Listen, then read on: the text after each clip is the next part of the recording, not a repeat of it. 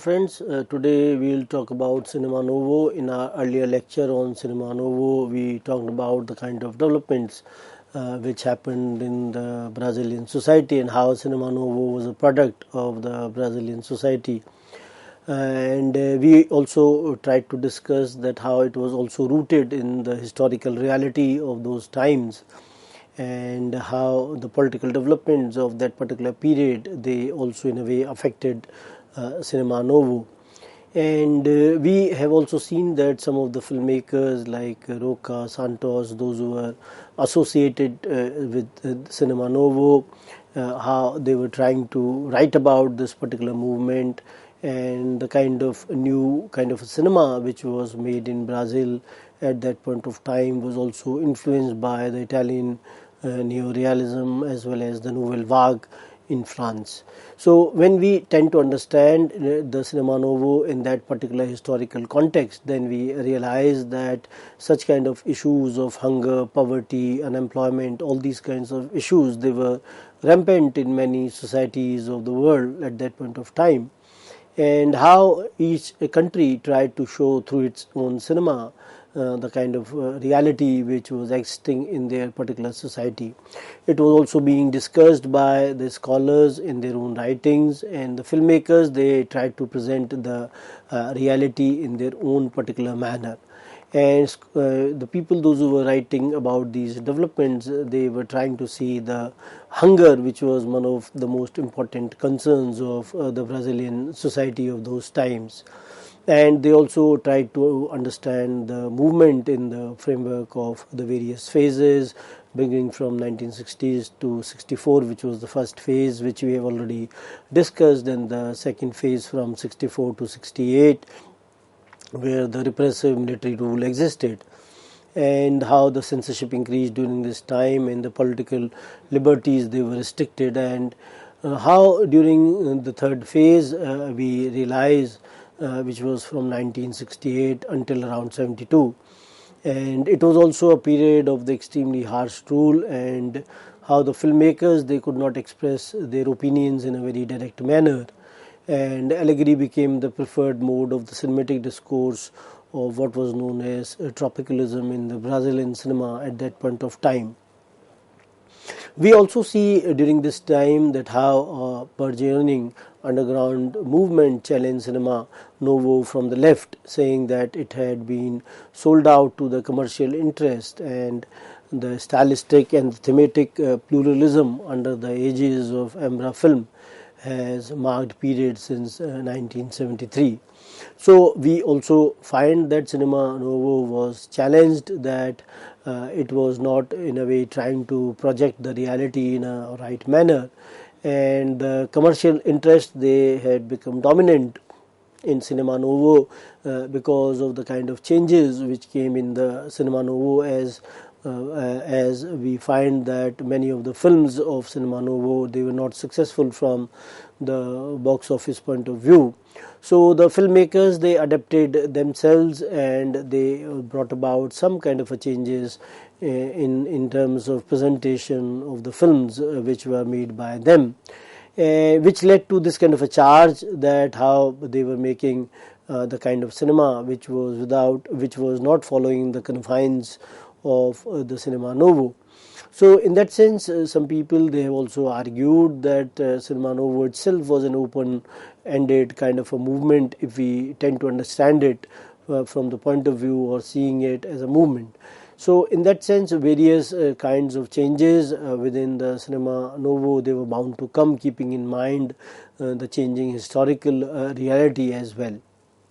And when we talk about the institutions of that particular period, as we have talked about Embra film, which was there, and how these filmmakers, those who were there associated with Cinema Novo, they were dominant in this institution as well. So when we see it as an ongoing kind of a process of cultural transformation which was happening in the society, it reflects the ideological contradictions of the Brazilian society as a whole as well, and how the initial phase of Cinema Novo was informed by a number of historical factors and influenced to a large degree by the formulations of the Higher Institute of Brazilian Studies, ISEB, which was created in 1955 with the purpose of formulating a national ideology of development. So when we tend to see this, it would be very simple to see Cinema Novo merely as a reflection of the ideology of ISEB. And although the members of the institute did not always coincide precisely in the concepts which were being used, but they did share a number of fundamental ideas which were there. So these filmmakers, they saw the autonomous national industrial development as an absolute value, and it was as an unquestionable end to be achieved through a variety of means. And perhaps paradoxically, given the makeup of the institute, development, the scope of was based on a capitalist mode of production. So in that sense, we find that even when the autonomous national industrial development, it was seen as an absolute value, and how it was to be achieved as well through the various means which were available. And we find that when they were talking about the kind of development, they were talking about a capitalist mode of development as well. So it was only after a stage of advanced capitalism which was achieved that question of alternative modes of production could be contemplated, and the members of ISEB formulated a nationalist thesis based on a radical awareness of Brazil's underdevelopment, which was caused by what they called country's colonial situation, its relations of dependence to advanced industrial powers. So we find that during this time, even when the members of the ISEB, they were talking about a nationalist thesis, and they had formulated it on some kind of an awareness of the Brazil's underdevelopment which was there, and it was also as a result of the colonial situation, how they were being treated by their colonial masters, and its relations of dependence to the advanced industrial powers, that how it was in a way also dependent on the industrial powers of those times. So they in a way saw the continuation of such relations as an impediment to the autonomous development, and they conceived major contradictions of Brazilian society as being not capital versus labor, but rather as nation, that which is authentic, versus anti-nation, that which is alienated from nation's true historical being. So this idea, in that sense, that how the such kind of relations with the colonizer, they were in a way impediment to the autonomous development of Brazil. And so the Brazilian society needed to develop in a certain manner, and the contradiction was basically set forth in these terms rather than, for example, foreign versus national, because they saw imperialism not as an external determinant but rather than as an internal or internalized force in the Brazilian society. So from that point of view, when we tend to understand Cinema Novo, then the Cinema Novo saw itself as part of this kind of a process of de-alienation through a strategy of consciousness raising. So initially it sought to show the Brazilian people's true face of countries under development in hope that they would gain a critical consciousness and participate in the struggle for the national liberation. And scholars like Roca, they have written in An Aesthetic of Hunger that Cinema Novo is not a single film but an evolving complex of films that will ultimately make public aware of its own misery. So how Cinema Novo was to be understood in that particular context, and it was not that kind of a single film, but how the different kind of films which were evolving at that point of time, and people, they were becoming aware of their own misery in a certain manner.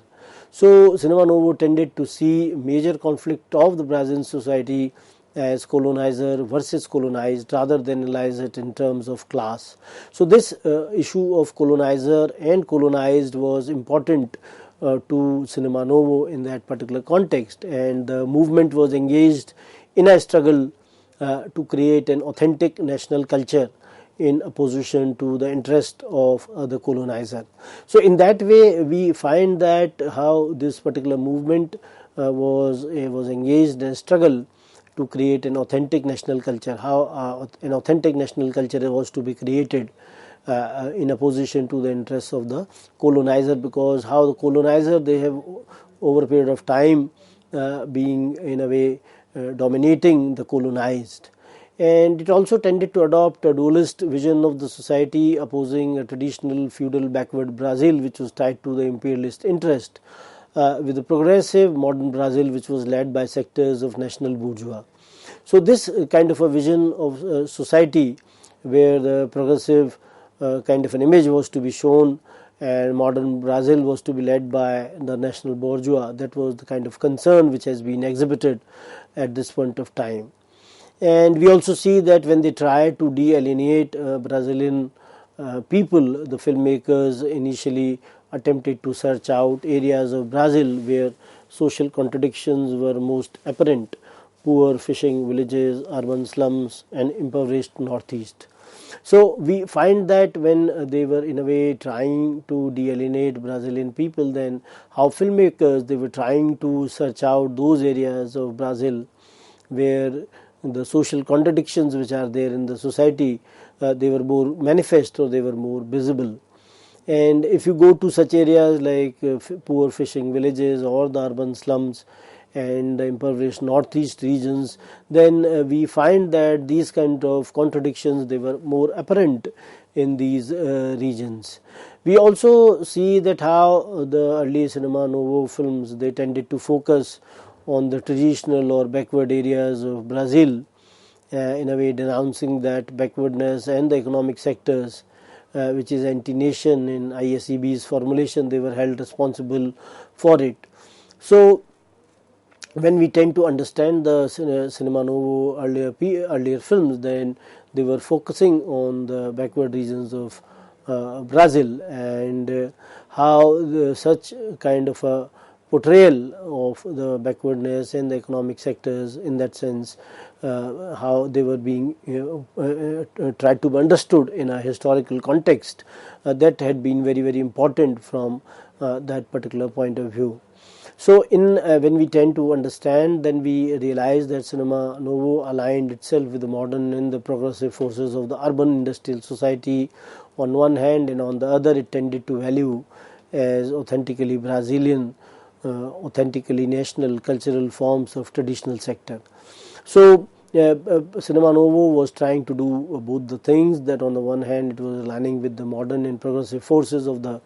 urban industrial society, and there it also was tended to value as authentically Brazilian, authentically national cultural forms of the traditional sector. And we also find that how Roca's first two films, Turning Wind and other one was The Black God, White Devil, how they exemplify this tendency. Former on one level denounces the Afro-Brazilian religion as a form of alienation, and yet on another it affirms that religion's value as a means of preserving the cultural identity and as a potential site of collective resistance. Then we find that how these filmmakers, they try to see, they project their own ideas within the historical and the political reality of those times. Black God, White Devil, it uses the traditional oral forms of cultural expression, choral ballad to be specific as a structural device. And these films, they say authentic Brazilian culture comes not from the urban industrial Brazil, but rather from more traditional areas of the country. So in that sense, when we try to see these films, as we have talked about the Black God and the White Devil, and how the structuring device which was being used was which was some sort of a cultural expression, the choral ballad, it was quite conservative in that sense. And they also talk about the authentic Brazilian culture, and this culture was not there in the urban centers, or it was not there in the industrial Brazil, but if you see the traditional areas of the country, they exhibited such a kind of a culture, and which was more rooted into the reality of those times. And when we tend to understand such kind of a cinema, then we also find that how during this particular period, Cinema Novo tended to preserve and value the cultural expression of the lower classes, and it also tended to empty of its content and use its form to transit the ostensibly revolutionary messages as well. So in other words, we find that it expropriated the empirically given modes of the popular culture and substituted them with modes of constructed through the discourse. And the filmmakers, they attempted to impose their own values, their own conception of what popular culture should be on the forms of the popular culture as they really existed. So the ideas of filmmakers, they were also very relevant and important at that point of time, and we find that such kind of a paternalism was also authoritarian in nature, and it is Cinema Novo's version of the ISEB, that kind of an idea that enlightened intellectuals should lead people. And Cinema Novo, with a more politicized vision of the Brazilian society, was in part a reaction to the frivolous merrymaking of Chanchada, which was a popular film genre, or the light musical comedy. So we find that how the earlier frivolous merrymaking of certain genres was rejected by Cinema Novo, as it was happening in other regions of the world where Italian neo-realism was challenging the white telephone films of the fascist period, or how the Nouvelle Vague was also trying to reclaim some kind of a reality from the films which were made in France in earlier times. So we find that some kind of a new mentality among the Brazilian producers could be seen, and they were ready to reject any kind of artificiality which was there, and they were also in a way rejecting the expenses of the studio system in favor of an independent artisan mode of production as well. So this kind of a new mentality would later blossom into Cinema Novo. So from that point of view, at the genesis of the Cinema Novo was a new attitude towards the structure of the film society, which was influenced by Italian neorealism and based on the failure of Vera Cruz and the undermining of Chanchada by television. So all of them, they provided this kind of a setting or a background for Cinema Novo to emerge, whether it was through the external influence of Italian neorealism or the kind of internal changes which came because of the production of certain programs which were not being liked by the public in that way, or it over a period of time, as we see that how Chanchada, which was there, one of the programs or one of the genres which was very popular, it was also being undermined in that sense. So this kind of a new mentality or this kind of a new attitude towards the structure of the film society was in a way appreciated, and the studio system which was to be controlled in some way, it was being rejected by the people, those who were associated with Cinema Novo. And we also find that Roca best expresses the Cinema Novo's attitude towards the models of the film production, and Roca himself aligns with the Nouvelle Vague and its struggle to free itself from the rigidity of the industrial cinema and its norms, while at the same time politicizing Nouvelle Vague's concept of auteur. Auteur theory was in the context of that how similarly as the author of a book is the one who decides about the book, similar is the case of the director, that how the director becomes the author of that particular film. And the auteur theory in a way revolts against the mercantilist mentality of the industrial cinema, which puts profitability and the easy communication above art. So in that way, auteur theory or the ideas which are associated with auteur, they were placing a lot of concern with cinema as being art. And while quoting Truffaut, Bazin and Godard, Roca goes a step further than the initial formulation of the Nouvelle Vague, and he proposes an opposition between the commercial cinema, which was illusionistic technique and untruth, and auteur cinema, which was the freedom of expression and truth. So in this way, he tries to understand both these cinemas, and He also says that if commercial cinema is tradition, then the auteur cinema is a revolution in that sense. So the politics of a modern auteur are revolutionary in nature, revolutionary kind of a politics, and today it is not even necessary to qualify an auteur as revolutionary, because auteur is a totalizing noun. So auteur is responsible for truth, his aesthetics are his ethics, and his mise-en-scène is his politics in that sense. The way he sets up the scene will also reflect the kind of politics in which he is engaged. So Roca defends the individual expression and claims that it is revolutionary in nature. And Cinema Novo rejected the studio system, a model borrowed from the metropolis, as being by definition dedicated to the falsification of reality. So because of the extreme scarcity of finance, the capital for the film production, Cinema Novo could not hope to equal the technical level of most foreign films or the Hollywood films, which had a lot of money in terms of the production costs. So we find that, so rather than imitate the dominant cinema, which would make their work merely symptomatic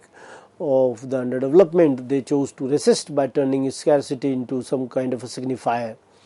And Roca's manifesto is a theoretical expression of this conscious resistance. And we find that how the Cinema Novo correctly determined that the foreign-controlled Brazilian market could not provide an adequate return on the expensive production system, and opted instead for an independent and inexpensive mode of production, using the small crews, location shooting, and the non-professional actors, as it was being done in the neorealism in Italy. So we find that when we tend to understand within the framework of the Brazilian society, then it was for the first time in the history of the Brazilian cinema that such a mode of production was adopted by the ideological and the aesthetic choice. And we find that how the models of neorealism, they served Cinema Novo as well as a production and aesthetic strategy as well, especially during the first phase of the movement. As filmmakers, they attempted to portray what they saw as true phase of Brazilian underdevelopment. So we find that the critical realism of films marked by aesthetics of hunger were seen to be sad, ugly, screaming films, in Roca's words, and they served an important tactical and political function by expressing the radical otherness of Brazilian cinema in relation to the world cinema. And we also see that when we tend to understand it as part of the project of decolonizing Brazilian cinema and attempting to create critical consciousness in the Brazilian people in opposition to the alienated consciousness which was fostered by Hollywood. So we find that how Cinema Novo adopted a new attitude towards the industrial development of the Brazilian cinema, and a new attitude towards the aesthetic of film, privileging ideas over technical perfection. So when we tend to understand Cinema Novo in that particular context, then we realize that how it opposed the traditional modes of cinematic production and aesthetic forms which were accompanying them. It made no attempt to create the alternative or parallel exhibition circuits which would have been very helpful for it. And they released their films in established commercial circuits which had been built for the exhibition of the foreign films. And we find that how the people of Brazil, they were in a way conditioned by Hollywood for a long time, and they were generally unreceptive to the films of Cinema Novo, which in many ways became a group of films made by and for an enlightened intellectual elite, and not for the broad sectors of the film-going public, much less for the Brazil's impoverished masses. So we find that how the low-cost production methods they began to show their limitations in the context of Cinema Novo, and how it made the mistake of assuming that simply making a film was sufficient for it to be successfully placed on market. So we also see that the people, those who are associated with the film industry, like producers and directors, they came to depend on the distributors and even exhibitors for the post-production financing, which put them in a disadvantageous position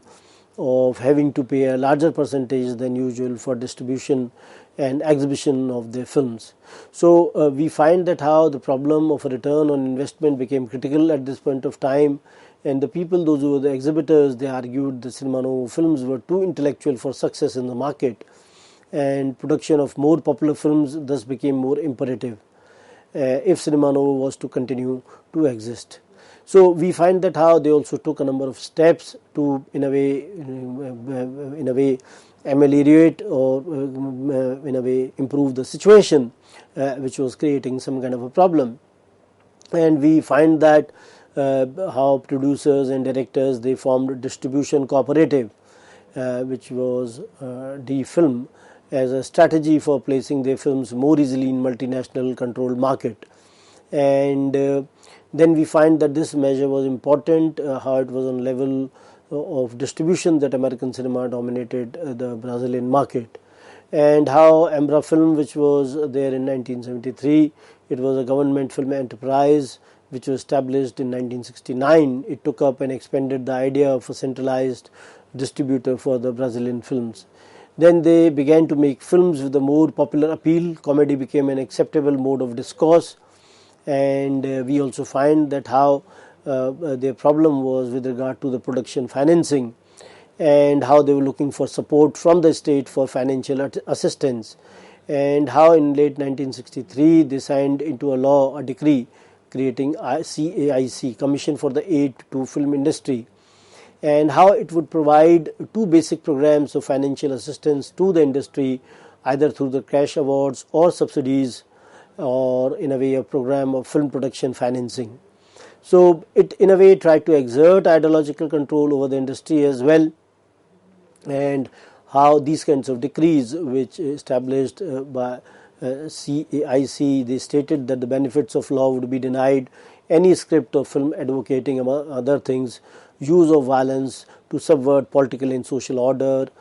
racial or class prejudice, propaganda against democratic system based on party pluralism, or against private property. So these kinds of measures, they were being enacted to in a way control, and we find that how some kind of support was being given by the state as well. So in that context, we find that Cinema Novo played definitely an important role, how it was influenced by the socio-political and historical climate of those times, and it definitely brought this kind of these kinds of developments which were there in the Brazilian society. So with this, I'd like to end the discussion. Thank you very much.